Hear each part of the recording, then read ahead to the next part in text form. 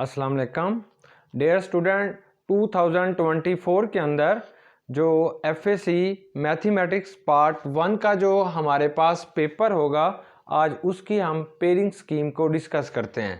तो हमारे पास जो पार्ट 1 का मैथमेटिक्स का पेपर होता है, ये दो हिस्सों पर मुश्तमिल होगा। इसका एक हिस्सा जो होगा इसे हम ऑब्जेक्टिव कहते हैं और इसका जो दूसरा हिस्सा होगा इसे हम सब्जेक्टिव कहते हैं।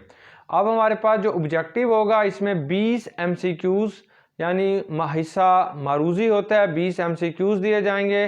कसीरुल इंतखाब जो है वो क्वेश्चंस होंगे, किसी एक जो है एमसीक्यूज़ को जो सही होगा उसको आपने टिक करना होगा। अब इसका जो बी पार्ट होता है या इसका जो सेकंड हिस्सा होता है उसे हम सब्जेक्टिव कहते हैं। सब्जेक्टिव फिर दो हिस्सों पर मुश्तमिल होगा। इसमें से एक हिस्सा जो होगा वो हमारे पास शॉर्ट क्वेश्चंस होते हैं जो कि 50 नंबर का होगा और 30 नंबर के इसके अंदर हमारे पास जो हैं वो लॉन्ग क्वेश्चंस होंगे। अब इस पेपर पैटर्न को, पेयरिंग स्कीम को या जो कम्बिनेशन 2024 के अंदर मैथमेटिक्स के पेपर में आएगा उसे हम डिस्कस करते हैं। तो पहला जो है वो ऑब्जेक्टिव पार्ट है, ये 20 नंबर के होंगे। क्वेश्चन नंबर 1 है, दो एमसीक्यूज जो हैं वो इन चैप्टर में से आएंगे, तीसरे चैप्टर में से, चौथे में से, छठे, सातवें, आठवें और 12वें चैप्टर में से दो दो एमसीक्यूज आएंगे। बाकी जो रिमेनिंग चैप्टर्स हैं सब में से एक एक एमसीक्यूज जो है वो आएगा और ये टोटल 20 एमसीक्यूज होंगे और आपने 20 एमसीक्यूज को का जो सही जवाब होगा वो आपने ठीक करना होगा। अब इसके बाद जो सेकंड पार्ट होगा वो हमारे पास शॉर्ट क्वेश्चंस होंगे। शॉर्ट क्वेश्चन जो है वो 3 पार्ट्स पर मुश्तमिल होगा। अब पहला जो इसका हिस्सा होता है इसे क्वेश्चन नंबर 2 कहते हैं। क्वेश्चन नंबर 2 के अंदर चैप्टर नंबर 1 में से 3 शॉर्ट क्वेश्चन आएंगे, चैप्टर नंबर 2 में से भी 3 शॉर्ट क्वेश्चन आएंगे और चैप्टर नंबर 3 के अंदर से भी 3 शॉर्ट क्वेश्चन होंगे, चैप्टर नंबर 4 के अंदर से भी 3 शॉर्ट क्वेश्चन होंगे। टोटल ये हमारे पास 12 शॉर्ट क्वेश्चन होंगे।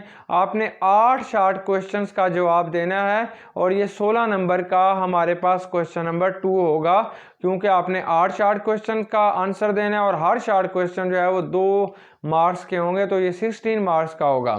फिर क्वेश्चन नंबर 3 है, ये चैप्टर नंबर 5 में से 2 शॉर्ट क्वेश्चन आएंगे, चैप्टर नंबर 6 में से 5 शॉर्ट क्वेश्चन आएंगे, चैप्टर नंबर 7 में से भी 2 शॉर्ट क्वेश्चन आएंगे और चैप्टर नंबर 8 में से 3 शॉर्ट क्वेश्चन आएंगे।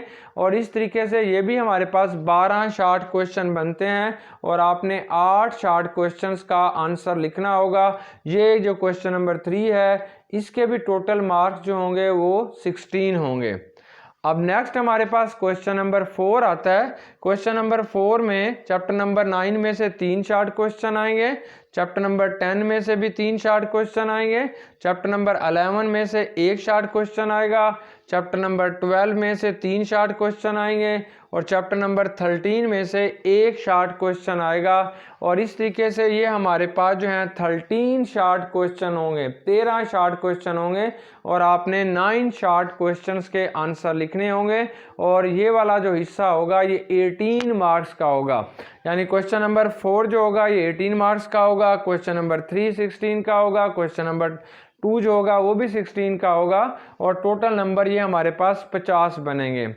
अब आपने इसके बाद लॉन्ग क्वेश्चंस करने होंगे। ये लॉन्ग क्वेश्चन हमारे पास 5 होंगे और आपने 3 लॉन्ग क्वेश्चंस का जवाब लिखना होगा और ये हर लॉन्ग क्वेश्चन जो होगा वो 10 नंबर का होगा और हर लॉन्ग क्वेश्चन के 2 पार्ट होंगे, ए एंड बी।